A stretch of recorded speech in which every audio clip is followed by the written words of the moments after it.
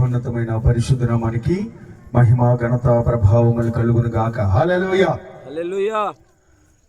ఎవరు ఒక్కరు కూడా చెప్పలేదు. ఈ చలిగాల్లో మనకు తీసుకొని కూర్చోవడమే సరిపోయింది కదా. పాస్టర్ గారు హల్లెలూయా చెప్తే ఎవరో హల్లెలూయా కూడా చెప్పట్లేదు. చప్పట్లు కొట్టడానికి చేతులు రావట్లేదు.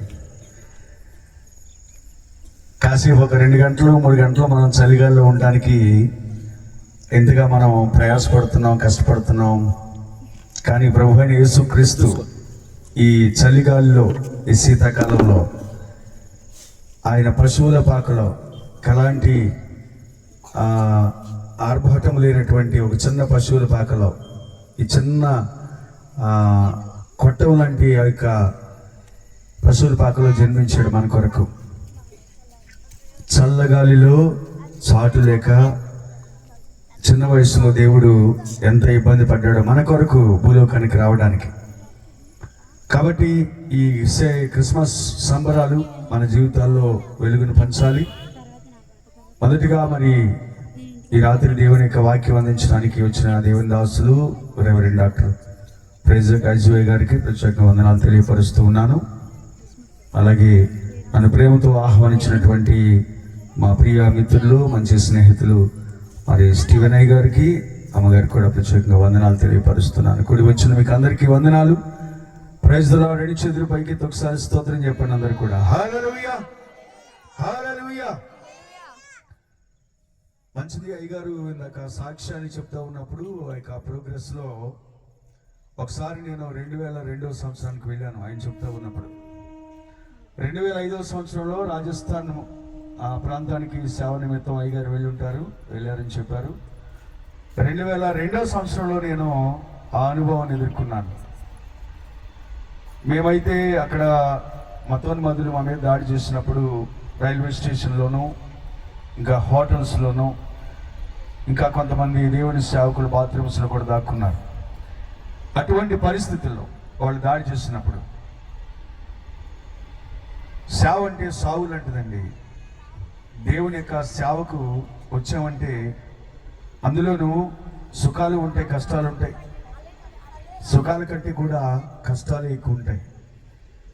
కానీ దేవుని సేవ మా దర్శనం ఏదో, మా పిలుపు ఏదో, దేవుని యొక్క సేవను జరిగించమని దేవుడి రీతిగా ఏ దర్శనంలో, ఏ ప్రణాళికలో మమ్మల్ని పిలిచాడో, ఏ బాధ్యతను అప్పగించాడో, ఎన్ని కష్టాలు, ఇరుకులు, ఇబ్బందులు, వేదనలు, శోధనలు, అవమానాలు ఎదురైనా ప్రభువైన యేసును ముందు పెట్టుకొని మా యొక్క సేవా జీవితంలో ముందుకు వెళ్ళిపోవటమే. దేవుడికి స్తోత్రం కలుగును గాక. పాస్టర్ గారికి అన్ని సుఖాలు ఉంటాయి అనుకుంటూ ఉంటారు చాలామంది. కానీ ఒక దైవజనుడిగా సేవ చేయడం చాలా కష్టం అండి, చాలా కష్టం. దిగిన వారికి లోతు తెలిసినట్లుగా మరి ఆ సేవను జరిగిస్తున్నటువంటి వారికి ఆ అనుభవాలు ఉంటాయి. కాబట్టి మరీ ప్రత్యేకంగా ఈ సెమీ క్రిస్మస్ వేడుకల్లో మనందరూ కూడా నిజమైన క్రిస్మస్ సంతోషాన్ని, ఆనందాన్ని అనుభవించాలి. ఈ క్రిస్మస్ పండుగ సందర్భంగా దేవుడు మిమ్ములను, మీ కుటుంబాలను, అలాగే మీకు ఇచ్చినటువంటి సంతానమును, మీకు కలిగిన సమస్తాన్ని కూడా దేవుడు ఆశీర్వదించాలని కోరుకుంటూ ఉన్నాను. దేవునికి స్తోత్రం కలుగును గాక. హల్లెలూయా. ఎందుకంటే పిల్లరా, ప్రభువైన యేసుక్రీస్తు ఈ లోకానికి ఎందు నిమిత్తం వచ్చారంటే పాపులను రక్షించడానికి క్రీస్తు యేసు లోకానికి వచ్చారు. ఆకాశ మహాకాశాలు పట్టజాలంత ఉన్నతుడైన గొప్ప దేవుడు, సర్వలోక సృష్టికర్త, మహోన్నతుడు, మహాపరిశుద్ధుడైనటువంటి దేవుడు ఆకాశ మహాకాశాలు విడిచి, ఉన్నతమైన సింహాసనాన్ని విడిచి నీ కొరకు, నా కొరకు, అనగా చీకట్లో ఉన్న వారికి వెలుగునివ్వటానికి, అంధకారంలో ఉన్న వారికి ఒక వెలుగుగా, అలాగే ఏ మార్గంలో వెళ్లాలో తెలియక అటు ఇటు తిరుగులాడుచున్న వారికి ఆయనే ఒక మార్గమై ప్రభువైన యేసుక్రీస్తు చెప్పారు, నేనే మార్గమును, చెప్పాలి, నేనే మార్గమును, నేనే సత్యమును, నేనే జీవమునై ఉన్నాను. ఒక మార్గమై ఆయనే మార్గముగా మారి, ఆయనే సత్యముగా మారి, ఆయనే జీవముగా మారి మనందరి కొరకు ఈ లోకానికి ఆయన ఉద్భవించాడు. నీల్ ఆర్మ్స్ట్రాంగ్ అని ఒక ఖగోళ శాస్త్రవేత్త, అంటే మీకు బాగా గుర్తుకు రావాలంటే చంద్రమండలం మీద చంద్రుడి మీద మొట్టమొదటిగా వెళ్ళి అడుగు పెట్టినటువంటి వ్యక్తి. ఆయన ఒక స్టేట్మెంట్, గొప్ప స్టేట్మెంట్ ఇచ్చాడు ప్రియులారా. అంటే మేము పుట్టక ముందే వాళ్ళు చంద్రుడి మీదకి వెళ్ళి వచ్చారు, అప్పటికి మేము ఇంకా పుట్టలేదు.